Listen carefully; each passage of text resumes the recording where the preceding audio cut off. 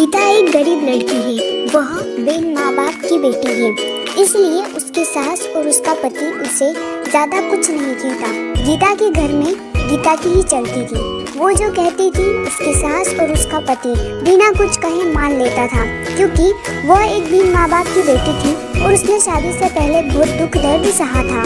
गीता घर का कोई काम नहीं करती थी। उसके घर का सारा काम उसका पति और उसकी सास करती थी और कुछ काम उसकी बेटी भी करती थी। गीता तो रोज अपना पर्स लेकर बाहर घूमने चली जाती थी।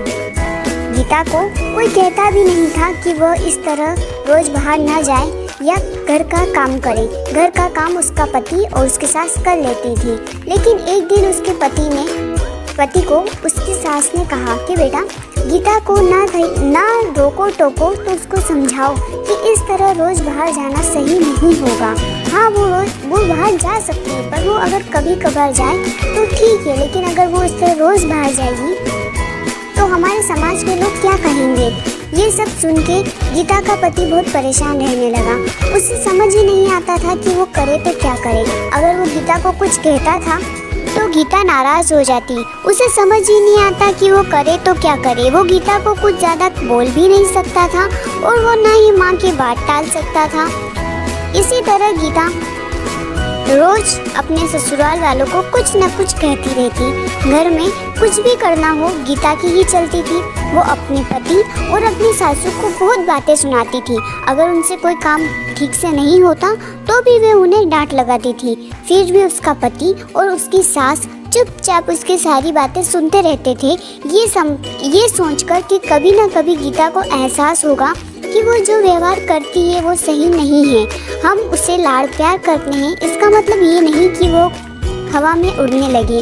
पर ये बात कभी उसके ससुर ने और उसके पति ने उसके मुंह पर नहीं कही। उन्हें सिर्फ इसी बात का विश्वास था कि कभी न कभी उसे इस चीज का एहसास होगा। एक दिन ऐसे ही गीता अपनी सहेली रश्मि से मिलने जाती है। वो दोनों काफी दिनों के बाद मिलती है। रश्मि उसको सारी बातें बताती है कि कैसे उसकी सासू उस पर अत्याचार करती है और उसका पति भी उसकी सास की मदद करता है, उसे कुछ नहीं कहता।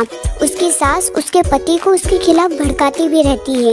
वो चाहे कितना भी काम कर ले, कितनी भी अच्छी तरीके से घर की सारी साफ सफाई करे, सारा काम करे, फिर भी उसकी सासू उसमें नोकझोंक निकाली देती थी और उसका पति भी उसकी माँ का साथ देता था। जब ये बात रश्मि ने गीता को बताई तो गीता को एहसास हुआ कि वो तो अपने पति और अपने सासू के साथ इतना बुरा व्यवहार करती है, घर का कोई काम नहीं करती, फिर भी उसकी सासू और उसका पति उसे कुछ नहीं कहता। वो उन्हें बार बार छोटी छोटी चीज़ों के लिए हजारों बातें सुनाती है, फिर भी उसके सासू ने उसे कभी नहीं डांटा। ये सुनकर गीता को अपनी गलती का एहसास होता है और वह घर जाकर अपनी सासू के सामने रोने लगती है। उन्हें सब बात बताती है कि उसे उसकी गलती का एहसास हो गया है कि उसने कितना गलत किया। तब उसकी सास उसे कहती है कि बेटा रो मत, हमें विश्वास था कि तुम्हें एक न एक दिन अपनी गलती का एहसास होगा और तुमने गलती चाहे कैसी भी की हो, लेकिन तुम्हें अपनी गलती का एहसास हो गया, बस यही बड़ी बात है। अब हम सब साथ मिलकर हंसी खुशी रहेंगे।